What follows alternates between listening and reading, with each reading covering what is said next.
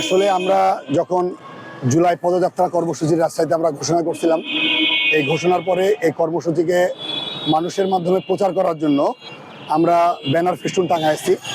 এটা আমাদের একদিনের কর্মসূচি ছিল, মানুষকে জানানোর জন্য, প্রচারণার জন্য ব্যানার ফেস্টুন। বাংলাদেশের রাজনৈতিক সংস্কৃতি যে কোনো প্রচার প্রচারণায় আসলে ব্যানার ফেস্টুন টাঙানো হয়, কিন্তু রাজশাহীর বাংলাদেশের মাধ্যমে একটা ক্লিন সিটি হিসেবে আপনারা জানেন যে রাজশাহী সবাই ক্লিন সিটি, সড়ক বাতি নিয়ে রাজশাহীকে সবাই প্রশংসা করে।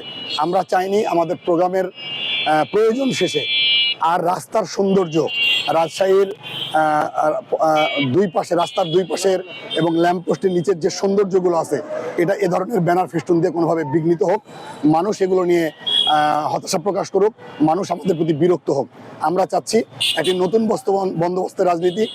এই রাজনীতিতে আমরা একটি নতুন সংস্কৃতি চালু করতে চাই। আমাদের যে কোনো রাজনৈতিক দলের সভা সমাবেশে প্রচারণার প্রয়োজন পড়তে পারে।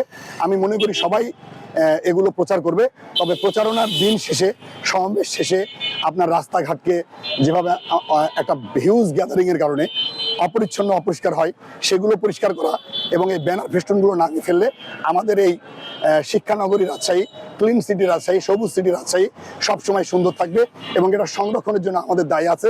সে দায় থেকেই বরং আমরা দায় এবং দরদের যে রাজনীতি এনসিপি শুরু করছে, সেই স্লোগানকে সামনে রেখেই আমরা রাজশাহী শহরকে আবার পুনরায় আমাদের দ্বারা যতটুকু অসুবিধা হয়েছে, মানুষ সমালোচনা করছে, অনেক সাংবাদিকদেরকে দেখছি আমরা যে আমাদেরকে নিয়ে বলছে যে আপনারা এইভাবে ল্যাম্পপোস্টের নিচে এগুলো টানাচ্ছেন কেন, এটা তো শোভাবর্ধন নষ্ট হচ্ছে।